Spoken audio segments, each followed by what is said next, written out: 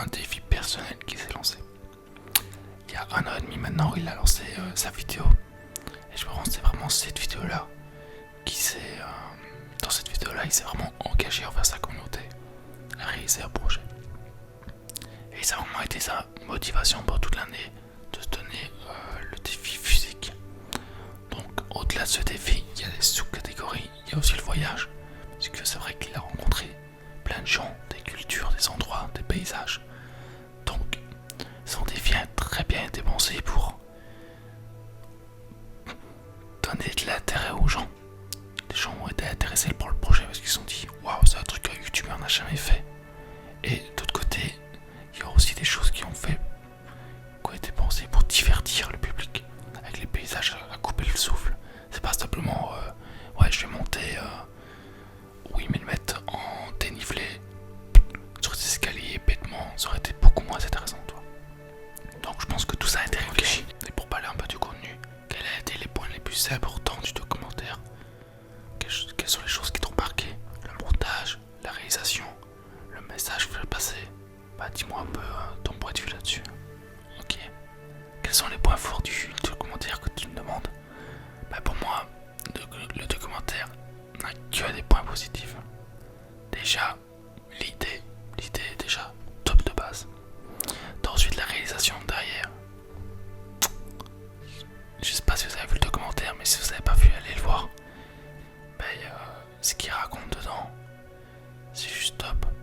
Toute la trame, comment tout a été pensé, où tout a été modulé. Le montage derrière, il y a des transitions que tout le monde a été choqué. Il y a des trucs qui ont été faits en 3D. Bref, il y a un boulot de dingue. En seulement 3-4 mois de montage, je pense 3 mois. Bah c'est juste fou. Parce qu'il y a plus de... j'ai entendu, il y avait 20 Tera de rush. 20 Tera, ça fait 10 disques durs de 2 Tera. C'est les disques durs classiques Samsung là.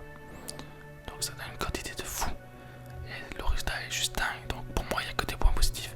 Et le message passé qu'il fait dedans, que félicitations à lui quoi. Et pour parler un peu de l'impact de ce documentaire sur tous ses abonnés, tu penses qu'il a été comment? Il a été plutôt positif, négatif? Parle-moi un peu de tout ça. L'impact de ses fans. Alors tu me demandes l'impact que les fans ont eu sur ce documentaire là.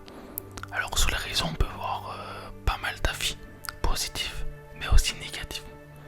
Et c'est plus sur le côté négatif que je vais parler. Parce que moi j'ai aussi vu des personnes qui disaient qui donnaient un mauvais message. En mode ils faisaient la promotion de l'alpinisme. Et que avec ce documentaire il y a plein de gens qui allaient vouloir faire l'Everest ou vouloir faire le Mont Blanc ou plein de choses comme ça sans avoir de l'expérience. Juste parce qu'il dit croyez en vos rêves. Mais il explique aussi que c'est petit pas par petit pas. C'est pas forcément y aller directement. C'est qu'il faut prendre les choses en main. Et il y a d'autres personnes, j'ai entendu dire complètement débiles. Ouais, il n'y a pas de femmes dans le documentaire. Où sont les femmes? Bah, ouais, mais le monde de l'alpinisme, il n'y a pas beaucoup de femmes. Il y en a quelques-unes, effectivement, mais il n'y en a pas beaucoup. Et il n'a pas du tout pensé à ça. Le but du film ne parle pas du tout des femmes dans le monde de l'alpinisme. Donc, il a d'ailleurs réagi dessus, je pense. Bah voilà, si le sujet vous intéresse, vous tapez ça. Et je pense qu'il y a une interview qui parle de ça. Et est-ce que ce documentaire a un rapport par rapport aux vidéos sorties par les autres gros youtubeurs comme Squeezie ou Michou quand j'ai fait des grosses vidéos, des gros concepts? Est-ce que ça joue dans la même cour ou pas du tout? Ou Inoxac il est complètement différent? Est-ce qu'on pourrait le comparer à Squeezie ou à Michou ou à d'autres youtubeurs sur ce concept là? Je ne pense pas. C'est le premier vraiment qui a fait un documentaire cinéma. Parce que c'est clairement un documentaire cinéma sur YouTube. Parce qu'il a sorti également sur YouTube gratuitement. Et ça franchement chapeau à lui parce qu'il aurait pu mettre plein de séances en plus au cinéma. Et je pense que ça serait parti. Parce que perso j'aurais été le voir. Mais il a déjà fait 350 000 entrées je pense en un jour. Tu t'imagines en un mois, 2 mois, 3 mois. Donc respect à lui d'avoir proposé ça sur YouTube. Et non justement je pense que ce documentaire là marque vraiment un tournant dans sa vie de créateur de contenu. Maintenant à mon avis j'ai entendu dire, parce que je me suis un peu renseigné avant le podcast,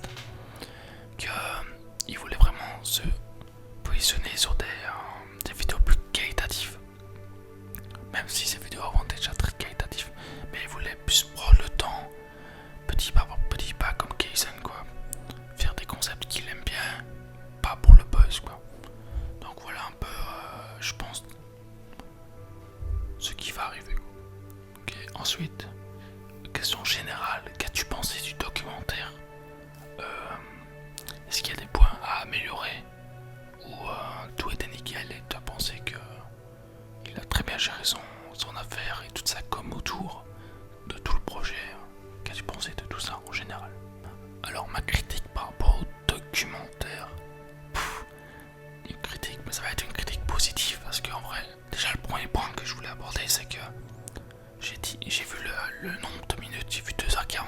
Je me suis dit, waouh, ça va être long. Je ne les ai pas vus passer. C'est bien clair. Le film a été vraiment très très bien monté, rythmé, avec des moments drôles et mouvements à des points clés.